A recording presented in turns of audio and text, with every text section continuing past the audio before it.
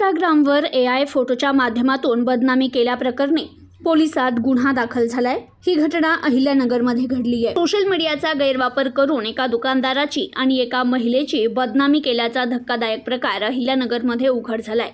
एका तरुणाने कृत्रिम बुद्धिमत्तेचा अर्थात AIचा वापर करून आक्षेपार्ह फोटो तयार केले आणि ते इंस्टाग्रामवर स्टोरीवर प्रसारित करून समाजात बदनामी केली। या प्रकरणी सायबर पोलीस ठाण्यात संबंधित खातेधारकावर गुन्हा दाखल करण्यात आलाय। अहिल्यानगर जिल्ह्यातील नेवासा तालुक्यातील एका मोबाईल दुकानदाराने याबाबत फिर्याद दिली आहे।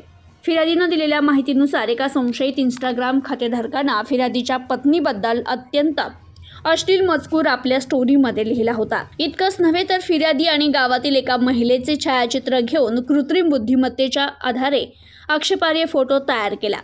हे बनावट फोटो सोशल मीडियावर सार्वजनिक करून दोघांचीही मोठी बदनामी करण्याचा प्रयत्न करण्यात आलाय। हा प्रकार मार्च महिन्यापासून सुरू होता। वारंवार होणाऱ्या या त्रासाला कंटाळून अखेर पीडित व्यक्तीनं सायबर पोलिसांकडे धाव घेतली। पोलिसांनी या प्रकरणाची गांभीर्याने दखल घेत भारतीय न्याय संहिता आणि माहिती तंत्रज्ञान कायद्यातील विविध कलमान्वये गुन्हा दाखल केलाय। तर या प्रकरणाचा पुढील तपास पोलीस निरीक्षक सागर ढिकले यांच्या मार्गदर्शनाखाली सुरू असून आरोपीचा तांत्रिक शोध घेतला जातोय।